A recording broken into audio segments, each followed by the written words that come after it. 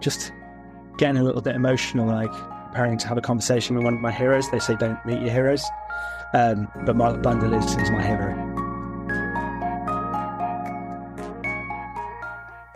Welcome to the Marketers of the Universe podcast. I'm Hayden Woods-Williams, digital marketing team lead here at Brew Digital, and we are here to talk about all things marketing. We're kicking today's episode off with another section from our How to Make Impactful Changes series of topics. You may have seen some of our content from the last few episodes on social media or from previous episodes. This time, however, we are jumping into email marketing. We are picking the brains of our email mastermind, Mark, asking a few questions on how you can make a few small changes to start immediately improving results in your email marketing. No pressure, Mark. We've also entered spooky season, which means the return of marketing horror stories. We did do a blog last year. This time it's all audio. Probably going to be turned into a blog. Who knows? We're feeling creative. Our team have taken the time to talk through their marketing nightmares.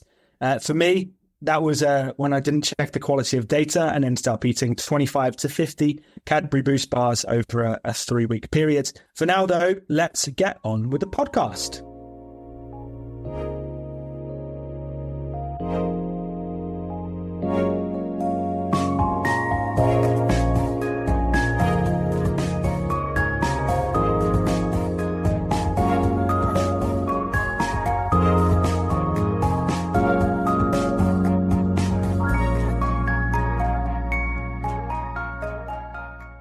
Our first topic in today's podcast is a continuation of our How to Make Impactful Quick Changes series.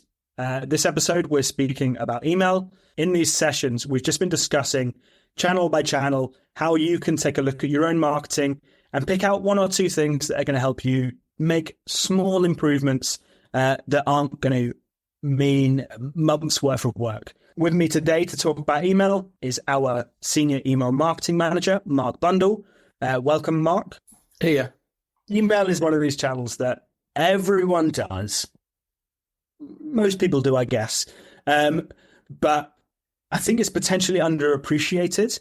And I think when it comes to actually having the skills to really make email sing, not many people have those skills. So if you were to give a non-email expert one single tip for improving their email performance, what would it be? And do you agree that not everyone has those skills? I'll start with the second part. Absolutely not everyone has those skills. But I think that's the same with any part of any job, really. There's quite a lot of specialized stuff. And you can't expect everyone to know everything. Otherwise, we would all be out of jobs. But if I had to give one tip, if someone was trying to get into email marketing, trying to learn that practice, don't be afraid of the boring stuff. Email is not the glamorous child. It is not paid advertising where you're going to see instant results coming in. It's not social media where you're going to have this kind of massive range of people commenting on what you're doing. And it's not necessarily as tangible as SEO, where you can see real improvements by doing the work and seeing your page rankings go up. Email is the slow, boring cousin.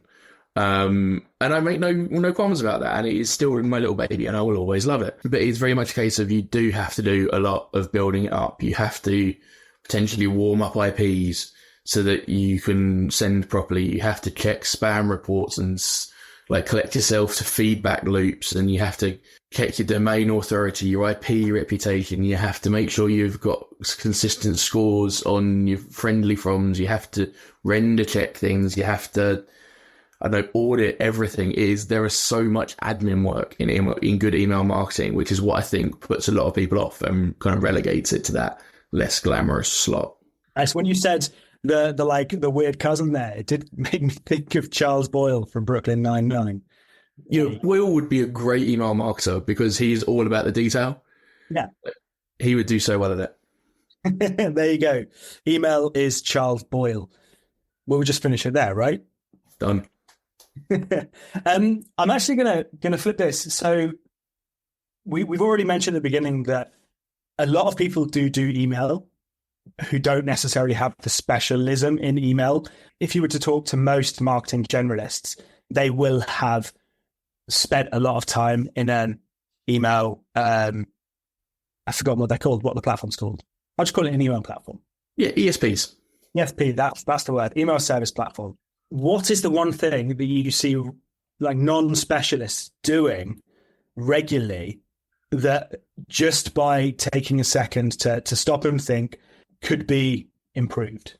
It sounds so cliche because it gets tried out so often in like email marketing, blogs and podcasts and stuff. The segmentation really is the most important thing for this. And it's so easy to do on most providers as well. Yes, you can just collect your list and send everything out to everyone. And you know what? When you're small and you're just starting out and you've only got a handful of people, yeah, fair enough, maybe. But certainly as you start growing through your journey, that segmentation, so you know who's engaging well with your content, who are those people that have just signed up for that one discount and are never going to click anything again, who is like coming in from different sources and maybe only resonates with certain types of copy and certain types of emails. That sounds so complicated already because I'm talking about loads of different segments. But you can build it up slowly over time.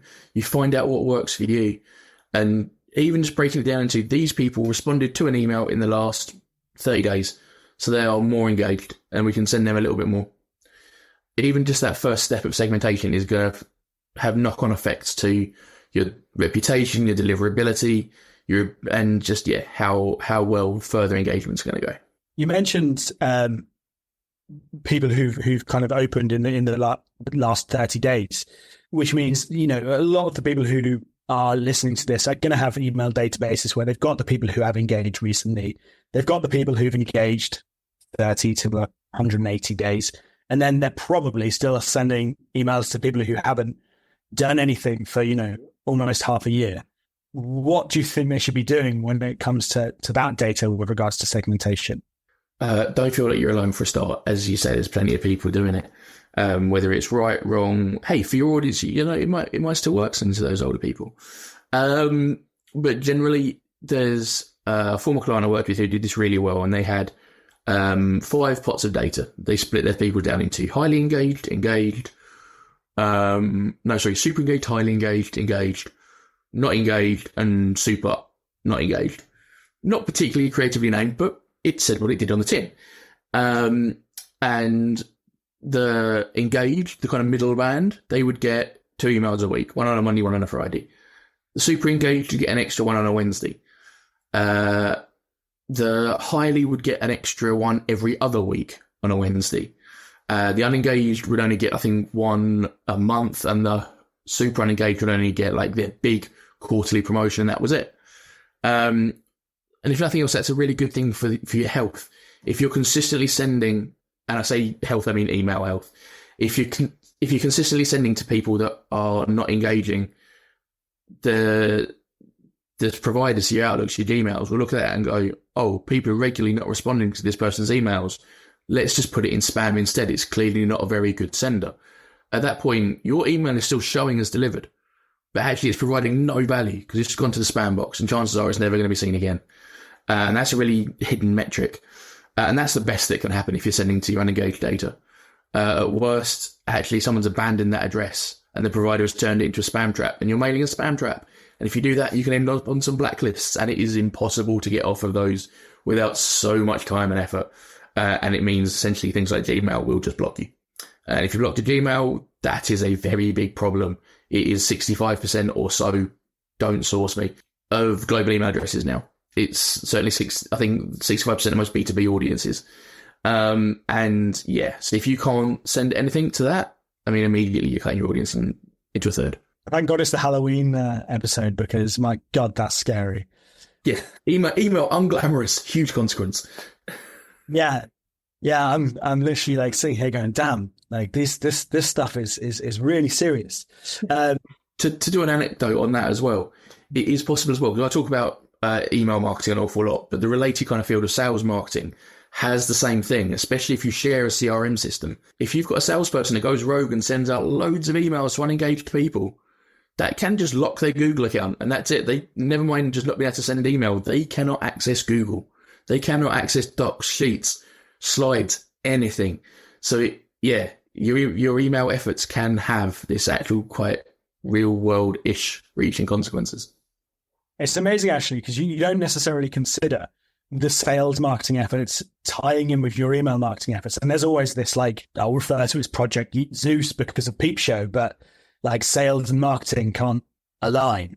I remember in a company I used to work for, there was a salesperson who, about 3 months after GDPR came in, was taking data out of the CRM and mail merging through Microsoft Word, which is a complete no-no.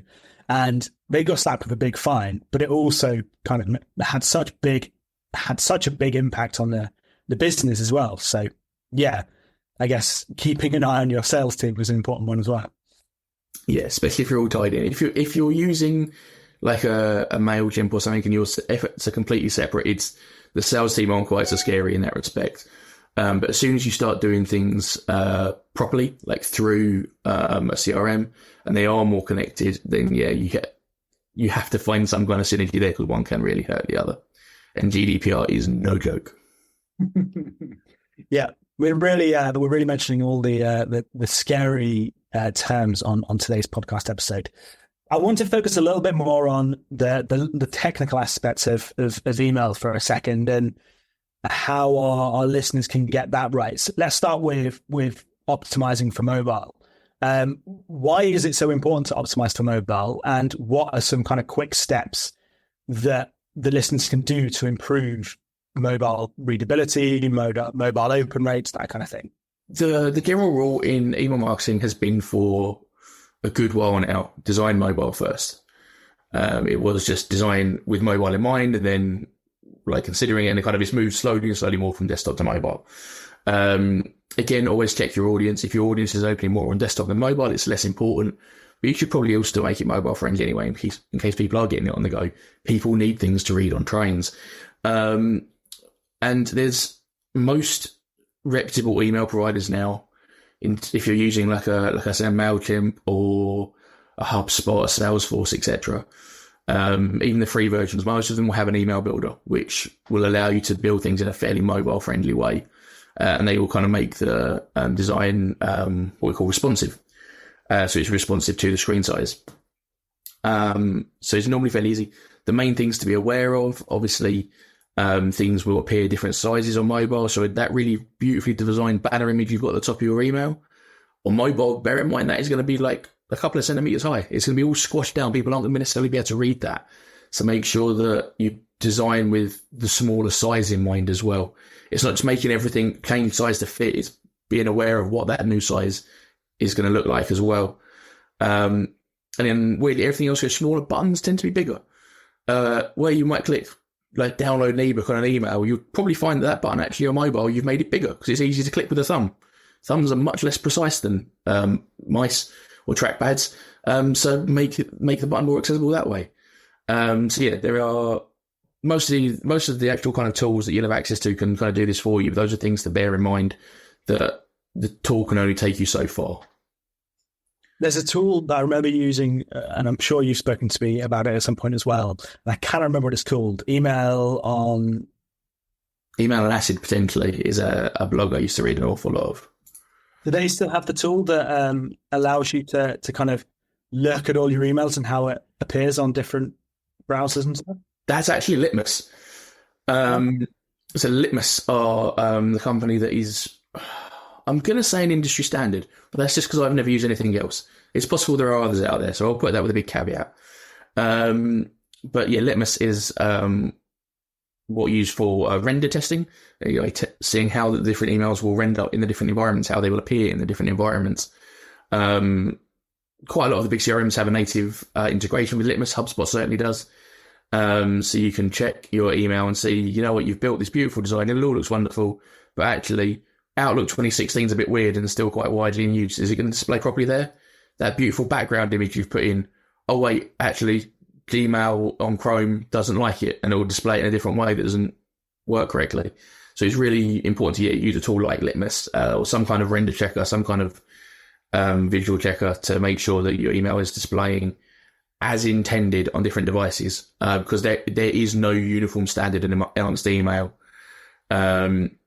Every single Chrome, even within Google, Gmail will work differently on different devices. And if you're doing it through the app or through the website, if you're doing it on different versions of the app and how you're getting Gmail through another app instead of direct to the, it gets really complicated. There are so many variations. I think the checker The litmus checker that I've got uses something like there's over 100 you can check. I'm not saying check every single one every single time. Generally pick the ones that your audience are using the most and stick to those. And most software providers will say these are the most commonly used ones. It's also worth checking stuff that you can do through these integrations for dark mode compatibility as well. Although a relatively new thing, Gmail particularly really likes to play around with things in dark mode. It will switch colors, it will switch background colors, text, font colors, but not consistently. And not necessarily to what you'd think it would change it to. So if you have a logo with black text, that's going to disappear. If it's on a plain PNG background, that is going to disappear in dark mode. So make sure you've got coloured backgrounds behind any kind of black text as well, is a kind of a good one. But render checking for litmus or elsewhere, absolutely vital, because we still don't have a unified email standard. You mentioned dark mode there. Do you think it is a reasonably new thing? Do you think it's worthwhile doing? Absolutely, it's worthwhile. I haven't got the stat to hand, but there's a significant portion of people who use dark mode on their computers, generally on their phones. And in fact, I think iOS 18 is actually defaulting to dark mode. Certainly all my icons start changing colours now. So yeah, it's increasingly popular because it does help your eyes. The way it's implemented for email, does it make sense? Not really. But to be fair, not a lot of email building and foundations make a lot of sense. But yeah, absolutely, it's vital to keep it in mind. People will view your email in that respect. If your logo, your social icons, your main text is disappearing, well, I mean, what's the point in sending the email? We've kind of touched on images a little bit there with the dark mode, but with regards to email engagement, obviously, if they're not appearing, that's totally useless. But how can adding or removing images change the response from the recipient? Well, this is the thing. People will say to you, put images in your emails. And I will say, not necessarily. There is still value in a good text email. But again, my favourite thing is test. Generally, obviously, the cliche is a picture is worth 1,000 words. That doesn't stop being true just because it's on a computer. So images do convey meaning and convey emotion much more clearly and much more quickly than text does. So saying it's rare to make your entire email an image, image blockers, that would deny everything, and B, can cause some interesting render issues as well. There are some industries that do it a lot more, fashion and hairdressing, very, very image heavy industries, having worked in both of those. But that's because their product is incredibly visual. The general ratio is 60-40 in terms of text and images to get a good balance. But that's not a hard and fast rule. You can very much, as I say, experiment, test, find what works for you. But a good engaging image is going to help you convey meaning. It's going to help bring people in faster, particularly if it's a still of a video and you're clicking through to the actual video, because actually embedding video in email is still also regrettably archaic and unreliable. So yeah, images still worth 1,000 words, but test. In certain scenarios, that text-only email might actually be better for you. I'm not going to mention the image-only email where companies embed the entire content into an image, because I'm pretty sure it'll make you cry. But yeah, I mean, it does happen, especially in certain industries. And you know what? It can work, especially if you're really clever with your alt text. Depending, if you've got a fully designed HTML, you're not just using a tool that your provider's giving to you. If you've got a proper email designer writing out the code by hand, you can style alt tags, you can add emojis and stuff, you can colour it and give it format, and you can actually make it look really nice. We had a client, a former agency. Actually, if you had image blocking on, our designer had sliced it all up in such a way that the image was in 40 or 50 different pieces. And if you took it away, it looked like a car. There was all blocks that came together to look like a car. If you want to go image heavy, you can, but be clever about it. Love that. We've kind of spoken for quite a while already on this. With lots of kind of things that we've discussed. Looking back at what we've spoken about, if you could pick 3 things that listeners could go and do right now to improve their email marketing, what would they be? Segmentation, testing, and making sure you can send stuff properly. I know we've not really mentioned that, but it's such an important thing, and it kind of ties into the GDPR stuff we spoke about. So yeah, those are probably your 3 most important things, and your provider should be able to help you. If they can't, well, that's what people like us are for.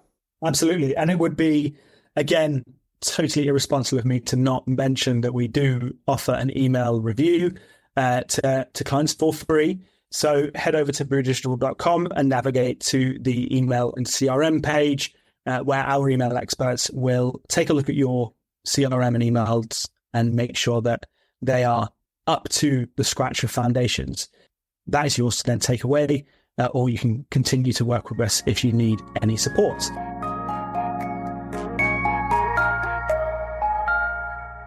Awesome. Thanks, guys. We now journey from the warmth of success to the chilling tales of marketing gone awry.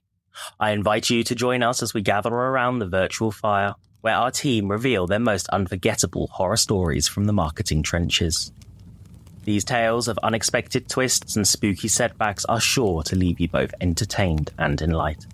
So grab your marshmallows and get ready for a hauntingly insightful experience. So my 1 minute horror story is pre-GDPR, just before it was being introduced in 2016. Obviously, it had been briefed for years beforehand. We had one particularly large client at the agency I worked at back then that we kept saying, you need to change your consent process, you need to change your consent process, and they kept telling us their legal team had said they don't. About 2 weeks before GDPR was due to be implemented, they then realised it had to be everything had to be changed, and we had to do about 3 months worth of work in 2 weeks. Moral of the story, prepare early.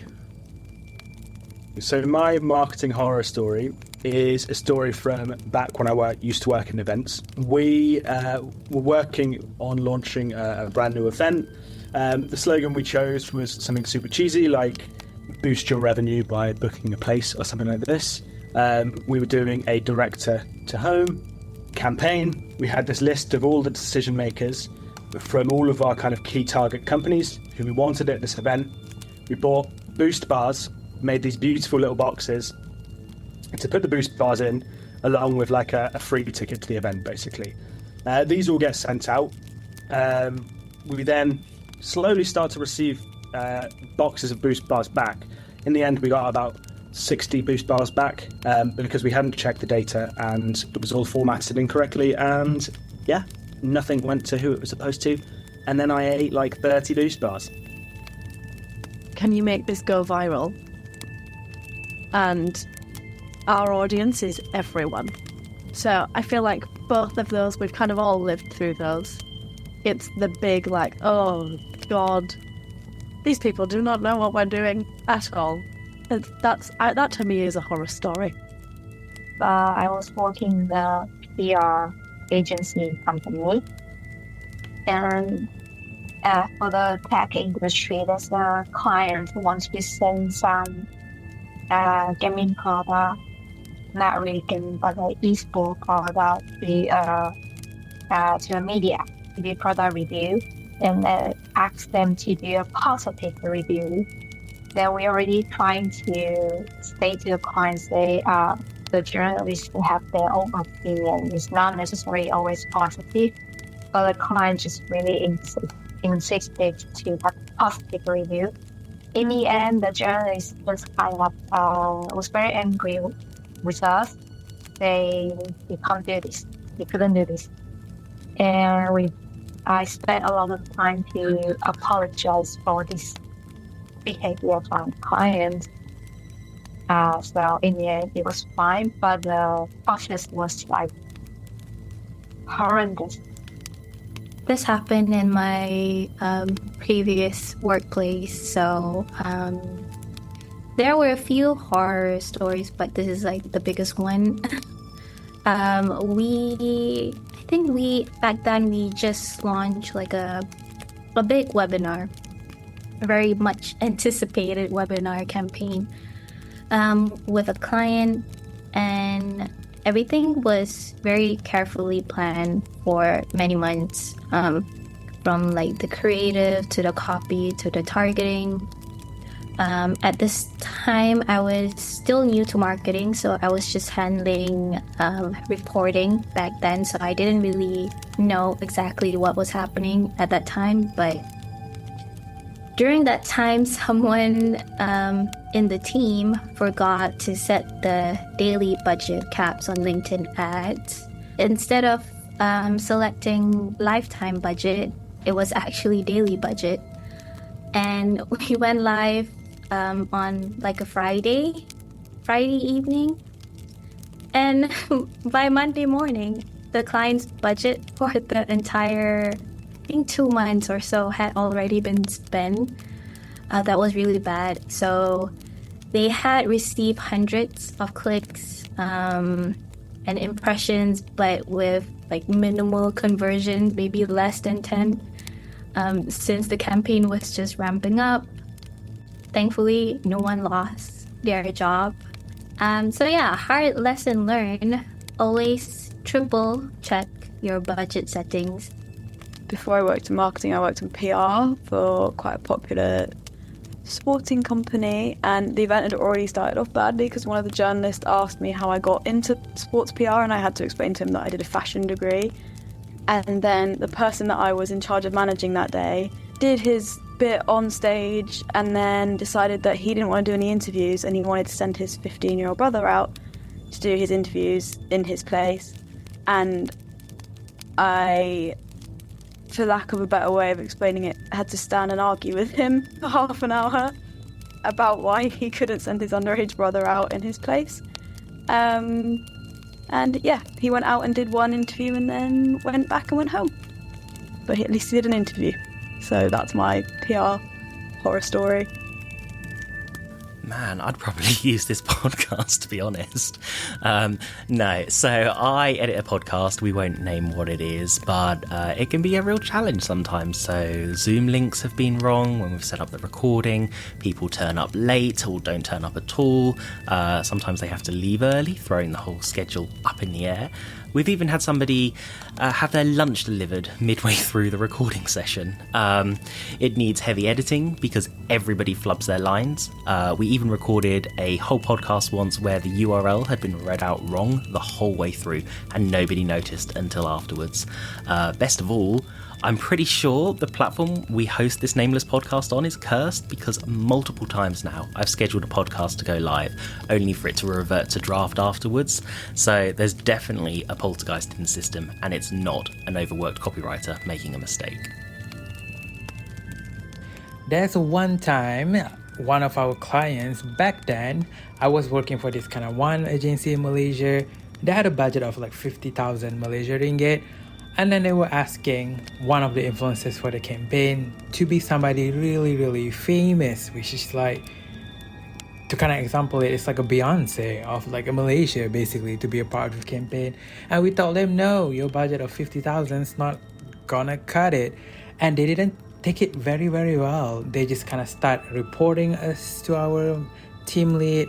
And then they were still not satisfied. That up to the point, even my country manager have to kind of jump in to really kind of save the day at the end of the day. So I would say this is the worst experience, the scariest one, because it's not just affecting a campaign, but up to the point I have a country manager involved. But hey, it's soft and that was in the past. Thank you. In one of my previous roles, I used to work on an account for a recognizable vitamin company in the UK. Now, the trouble was the CEO of that business had a partner who also had a business that they were quite keen for us as an agency to work on, which was all very exciting at the time. But the trouble was the product. It was a rather expensive makeup box, costing around £300 for a makeup box that had some lights in it. That was the kind of the USP. And try as we might to market this product and to drive business for the company, no one wanted to buy a £300 makeup box. Part of the problem we had was that all of the kind of promo images and assets we received from them showed the box with the makeup in it, which convinced people that because the price was so high, it must come with the makeup included, which again was a point of controversy and a constant source of frustration for both parties. And unfortunately, we couldn't convince the client that the price was an issue because she was labouring under the illusion that this was the greatest product on earth. This client was also particularly frosty and difficult to work with, which made the fact that we had to push back on several elements all the more challenging. So we ended up kind of separating from this business. The moral of the story is the client is not always right. So there was a massive negative review from my previous company. I went in and reached out to the person who's posted the negative review. I was able to calm down the situation. And surprisingly, somebody else from the organization also reached out to her. And their response and communication with her was definitely not aligned to our brand strategy and how we approach her, which basically made her even mad. And because of that, she decided to refuse to speak to us again and went ahead and created more negative things about the company. Fun times.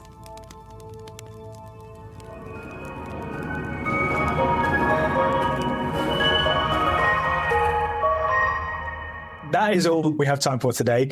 Thank you, everyone, for listening. We hope we haven't scared you too much with those horror stories and all of the big scary words from our email section. There's definitely some useful snippets in there that I think you should go and implement right now. We do love that you've made it this far for your listen. We love making this content. I'd love it if you could recommend the show to at least a friend, maybe a colleague. And thank you also to the Brew Digital team for their research and input into today's session. Make sure to check out our past episodes, subscribe on whatever platform you use to listen to your podcasts, and we will see you on the next one. I've been Hayden, and these are the marketers of the universe.